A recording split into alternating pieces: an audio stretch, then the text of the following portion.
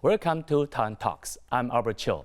As Taiwan's presidential election approaches, the terms U.S. skepticism or the U.S. abandoning Taiwan has gained traction. Who doubts U.S. support for Taiwan, and could such skepticism enhance Taiwan's vulnerability to Chinese Communist Party's information warfare? Joining us today are Alfred Lin, Kuomintang Party spokesperson, Deputy Director of Culture and Communication Committee and Director of Party History Archive Library, and Jasmine Lee, U.S. Taiwan Watch co-editor. A very warm welcome to both on the show. Thank you. In early 2023, the Taiwan Information Environment Research Center, known as IRG, conducted a national survey. The findings revealed that most Taiwanese lean more favorably towards the U.S. than China. On a scale of 1 to 10, the U.S. received an average rating of 5.7 from the general population, while China scored 3.6 when given three options: pro-U.S., pro-China, or in between. 63.7% chose pro-U.S., only 13.9% chose pro-China, and 22.4% selected in between. Notably, out of the 63.7% who favored the U.S. over China, termed the pro-U.S. faction, have identified as independent voters. This group represents over 30% of the total Taiwanese voter base. So the first question is, how do you understand the result? Maybe Jasmine, you go first. I think it makes a lot of sense to me. So if you look into Taiwan's poll, I want to point out two factors. One is the identity, the other one is democracy. So if you look into the poll, that majority of Taiwan now, they consider themselves as Taiwanese. They also think democracy is the best, even though there are some flaws, but it's still the best system, best political system. And now, U.S. is the only international actor that is not willing and able to help Taiwan to preserve our identity and helping us to have the space for us to pursue this identity and help us to preserve this democracy. And the Beijing government, they are actually we all know that they are the threat for Taiwan to pursue that. So I think if that's the majority of the people and U.S. is the actor that is helping us to preserve our goals, then it makes a lot of sense to me that the majority of people that are more pro-U.S. Okay, so Alfred, from your personal perspective and also the experience working for KMT, so what's your take on the results overall? Well, I would say there's one important factor is also related to generation and history, because in Taiwan, I think in the past 7 decades, I think the Taiwan majority is rely on pro-U.S. economic support and the national defense support. So the naturally give us an environment that's more pro-U.S. factor. But I think historical moving forward, and the younger generation feel different collective memory than the elder generation. For example, many Taiwanese people still remember the history of 1979.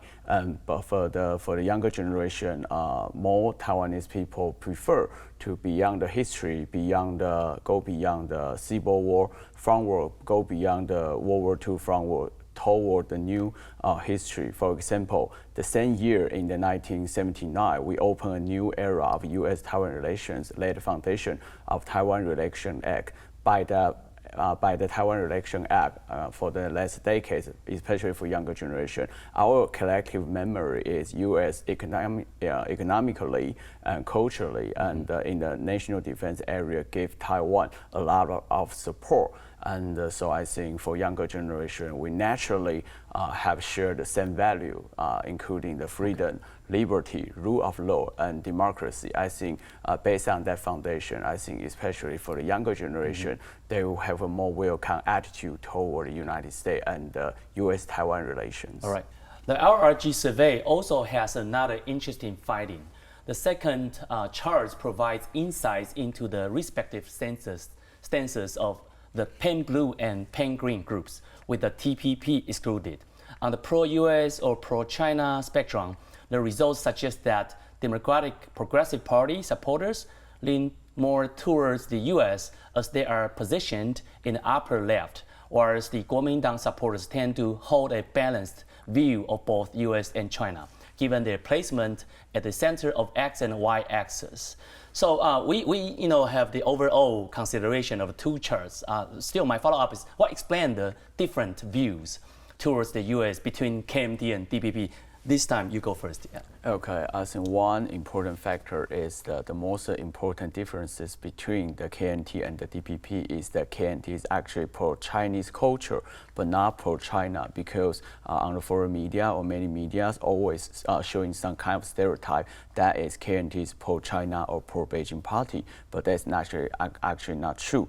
But from the culture side, I think KNT is more preserved and showing traditional Chinese culture on Taiwan. I think that's one thing more important. So it's naturally more easily for KNT to do the economic and cultural exchanges with mainland Chinese people, but not really just toward the government, because if you watching the majority polling number in the different media, actually the majority opinion in Taiwan society, they actually have a more better sense and better showing friendly attitude toward normal mainland Chinese people than the government.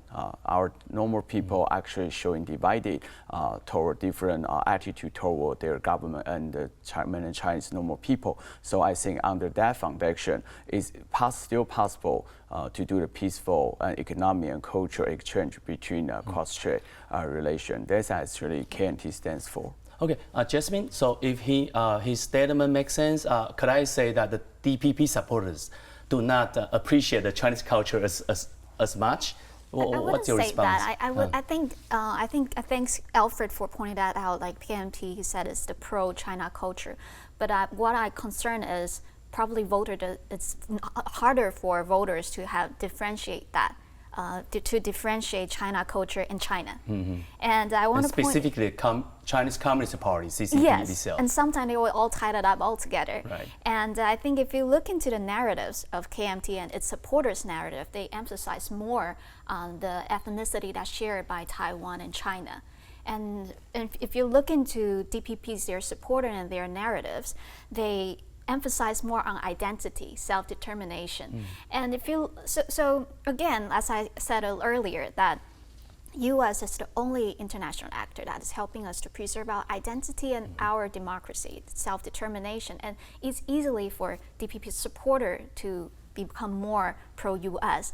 And also, if that's what they want, that will also lead them to become more anti-China, I would say. But I think we have to be very careful here as well, is that pro-China doesn't necessarily mean anti-US. We have to be very careful with that. But the correlation between these two has become more and more stronger and stronger in the past few years, especially after the US-China tech war, trade war. That's perfect, but also I think we have to kind of take one step back first to define what you just mentioned that pro-China does not mean anti-US, right? Yes. But let's take one step back by defining what U.S. skepticism is. Maybe Jasmine? Yeah, so U.S. skepticism is not any narratives that you're questioning U.S. We always question U.S. Under the table when we are talking, we always question U.S. foreign policy, etc.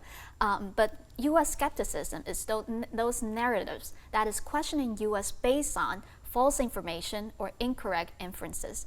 So that's U.S. skepticism. And IORG, they categorize U.S. skepticism into 8 categories.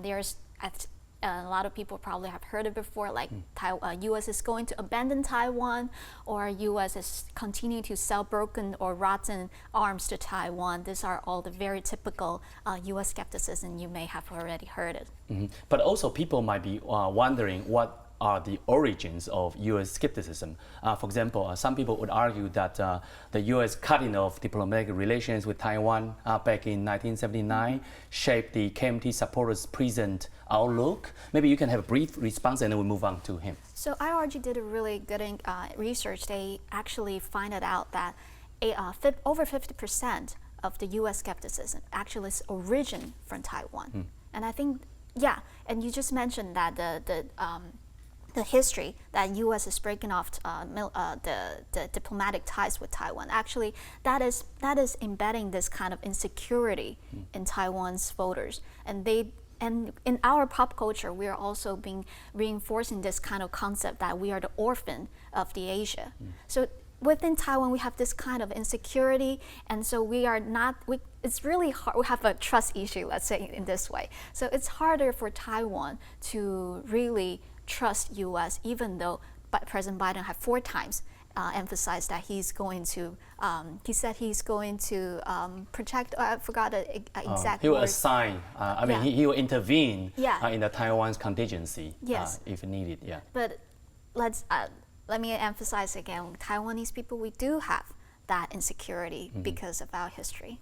Okay, what about you, Alfred? Yeah, I agree with Jasmine. As I mentioned earlier, different generations have totally different collective memory toward the year after what happened in the 1979. Elder generation would say U.S.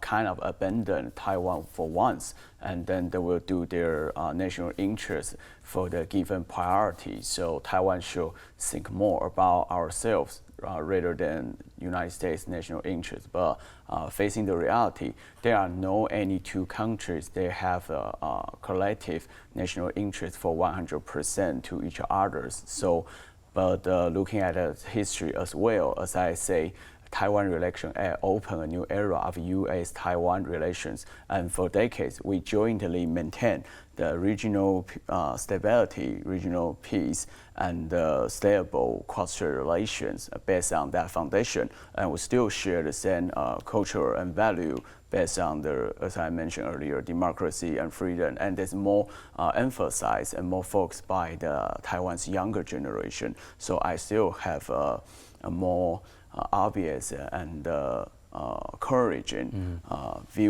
point of view for U.S.-Taiwan relation, because the foundation is still there and stronger than before. Alfred, a further question for you is that, do you think that it is okay for Taiwanese people to appreciate, like what you suggested, the culture of China, Chinese culture, but maybe should be more skeptical of CCP?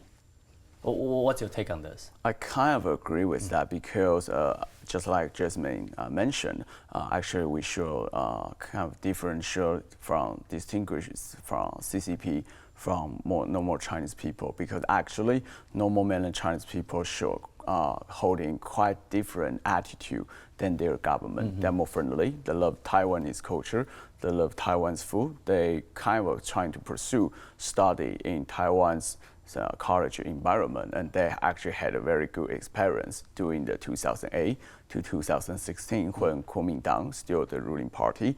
And I think those kind of golden age of cross-strait relation should be restored again, and that's what we are working very hard for now. But for the general people, for both sides, I think the majority, including mainland Chinese people, I don't think the majority support so-called reunification by force, or that we have to solve the problem by force or by the military conflict. I still have firmly confidence, including mainland Chinese people and majority of Taiwanese people doesn't want those situations will happen.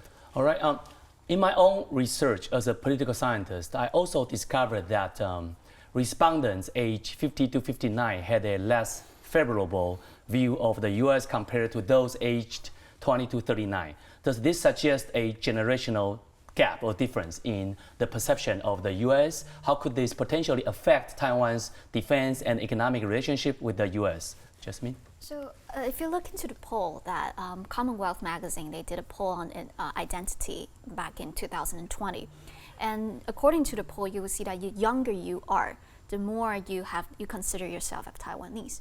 And also the second factor I just mentioned earlier is democracy, right? And another poll from, I think it's from Taiwan Foundation for Democracy in 2022, they found that the younger you are, you will more consider democracy as the best political system. So again, I just continue to repeat that. U.S. is the only international actor that is helping us to preserve this identity and democracy. So that makes a lot of sense that there will be a generation gap. Okay. In fact, in 2021 referendum on U.S. pork imports, as you might still remember, did a higher number of senior citizens opposed to the imports of the U.S. pork due to concerns about the dopamine traces in the pork? Yes, I think in Taiwan, the issue of U.S. meat imports, including pork and beef, has always been a somewhat controversial issue and across different ruling parties' government. And this involves international scientific standards still not very clear, or even we have a standard there, but still controversial. Yeah, but sorry to cut you off, but that's the back to when. But would you kind of comment on the age difference? According to your observation. Younger generation in Taiwan pro-U.S., whereas older generation Taiwanese more anti-U.S. Is it the case to you? I always try to avoid that oversimplifies to call the two sides polarized, divided to describe elder generation support A and the younger generation support B, because the reality is actually more complicated. But for example, for the KNT supporter, I would say younger generation indeed, because they have different historical experience by the United States and U.S.-Taiwan relationship, different accident or historical event happen. They still holding a kind of, I would say, casual attitude toward the United States and their foreign policy toward Taiwan. But for the younger generation, for example, me still young generation, I think, I was born in 1990s, and there's a cease martial law age. I call our generation is ceasing martial law generation, and we are naturally born in starting progressing toward a democratic society. So we think democracy and rule of law, freedom, the value is kind of natural, and we naturally, I think, more embracing about the country that are keeping and embracing the same value with us, that's the United States. So I would say, indeed, if you just directly looking at the polling number, it shows the younger generation have more strong Taiwan identity, pro-democracy and pro-US attitude. All right, I think, go ahead. Yeah, sorry, just interrupt here. I think the 2021 referendum is actually not a really good indicator because the referendum that year was highly politicalized. If you look into the turnout rate of that referendum, it was only 41%. And I think that referendum is mainly a competition for two parties to mobilize their supporters. So I don't think that's older. The KMT supporters happen to be older than the reason DPP why. And if you supporters. really look into the poll on racquetopamine pork imports, you will see that actually the main age group that are opposing U.S. pork import is the age group between 35 to 54. And because this age group, they have kids, and they're more concerned with this food safety issue. So I think when it comes to economic ties with U.S., it will be more complex when if the issue is tied up with food safety issue. But you also mentioned about what would it affect our military ties with U.S. And I think Taiwan's military ties with U.S. is largely determined by Beijing threat. Because I think in 2020, AIT, they declassified two cables in 1982, and the former Secretary of State, Lawrence Eagleburger, he just in that cable, he told AIT Director James Lee that if PRC were to become more hostile to Taiwan, and the U.S.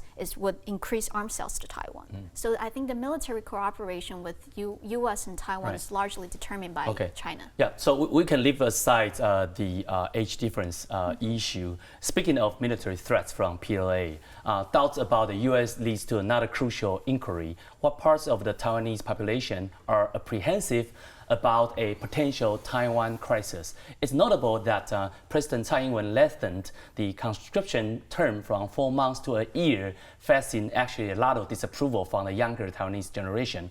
For example, on local web forums like Dcard, there's hesitation among some to back the DPP's assertive approach towards China. So how would you understand this phenomenon? Well, actually, as a reserve military office, infantry lieutenant myself, I actually have a mixed emotion, a complicated emotion for the younger generation's attitude toward so-called anti-military service, because one side I can feel sympathize for their human nature is more supporting peace and rather than warfare. But on the other hand, regionally, I understand the situation has changed and we are facing a turbulent time in our front door. So actually, personally, I support to extend it. Or I say to strengthen military service, but it's not just focused on about the time. It's actually about the military training content, because many younger generation is not for them to anti-military service. They're actually more focused on the training content improvement. For example, whether that is more closer to the real combat or rather than just wasting of time to do some actually use this skill doing the military service. I think that's the point about our military exercise reform. All right, Jasmine, do you agree with him? Yeah, I think first of all, I want to tell if those who in front of the TV doesn't know what is D-card. D-card is mainly a social media for its user are mainly college students, right. And they have a lot of complaints on D-card. But I understand that kind of sentiment, and I agree with Alfred that Taiwan's military training was notoriously bad. And but I think I'm not that concerned. The reason is because I think it's getting better. A friend of mine, he were recalled back to the military training, and he told me that I'm finally learning something. I'm finally learning how to install and how to remove anti-tank mines. So when you know that you're going there and you're not wasting your time there, it's worthwhile to attend. It's worthwhile to go there. So I'm not worried about the sentiment, but I'm more worried about the narratives here, because I'm not sure if the younger generation understand that. They now are like criticizing DPP, but I don't know if they understand that no matter who is on the seat, that is PRC's goal to invade Taiwan, to take Taiwan as a part of it. Right. Yeah. Okay. You know, let's kind of come back to the notion of U.S. skepticism. What forms of the U.S. skepticism in Taiwan could potentially weaken the country's defense against the CCP's or PLA's military, economic, and information campaigns? Maybe Jasmine, you can follow up on this. So I argue they have 8 types of U.S. skepticism, and in my opinion, all of it is going to jeopardize Taiwan's military national defense ability. And I think one thing we need to understand, I think there's 2 points I'm really worried about the U.S. skepticism. Is that one, it's always project a mindset that Taiwan should count on U.S. for our national security. But that is completely wrong. It is our own country. We can protect our own country. This is our national security. We have the responsibility for our national security. We're not counting on, thanks for U.S. help, we are not counting on U.S. So I think a lot of the U.S. skepticism is actually projecting that kind of mindset. And the second thing is that the U.S. skepticism, they often come down to a conclusion that Taiwan should distance ourselves with U.S. and moving closer to China, and without providing more actual continents like how to interact more with China. I think culturally it's okay, but like sometimes they will say giving up our national security and moving toward to China, and I think that is extremely dangerous. Okay, Alfred, actually some people, some of them from KMT complains about the excessive use of U.S. skepticism to accuse people who do not support, for example, DPP. So some people would argue that you know, it's legitimate, totally legitimate to be skeptical of U.S. That should be protected under the umbrella of freedom of speech. So what's your response to that? Yes, I think it's a very hard question, but I don't think I can answer it better than the AIT director, Madam Aldrich herself. She's actually open, speak freely about those issues, because when recently, you know, U.S. skepticism actually already become the focus of U.S.-Taiwan relation, and she say actually the part of spirit of free speech is to protect skepticism. But when some people trying to weaponize the U.S. skepticism and trying to turn it to hurt U.S.-Taiwan relation, that's not a good thing. We should let it happen. So I think the most important key is how to differentiate and how to distinguish what kind of speaking is the healthy skepticism, and they actually help the U.S. and Taiwan relation to clarify each other's question and to mention the healthy way to solving the problem, and what others is actually even provoking by the outside force and the overseas force to trying to provoking the U.S.-China relation. It's very hard because not just to mention the expertise people, for the normal people, the media literacy in Taiwan is still not really deep and widespread. And for the normal people, they're easily become the victim of so-called information warfare. So I think we still have a lot to do to make people more easily to distinguish the information. Okay, Jasmine, so how is it possible not to use the term U.S. skepticism in a negative way? As a people living in democracy, we should question all the time. But as I said, U.S. skepticism is those narratives that is based on false information and incorrect inferences. And I think we should be very careful when we are using the term U.S. skepticism, and we should clearly define it before we're using it. Otherwise, I'm really worried about that. For example, the word information warfare. It is now as long as one politician is attacking another one, and the one will say, you are using information warfare against me. But that is not. Information warfare is a country to country, it should be defined to country action. So we should be very, very careful in using this term. Otherwise, nobody's going to pay a really good attention on it. Jasmine, Alfred, thank you for the insightful perspective. Okay, Thank you. Thank you. Yeah. In today's episode, we discussed who in Taiwan is more likely to be skeptical of the U.S. and how this affects Taiwan's political landscape. We also explored the potential impact of U.S. skepticism among younger Taiwanese on Taiwan's efforts to counteract CCP's aggression. Did you enjoy our show? Please leave us a message and subscribe to Taiwan Talks. See you soon.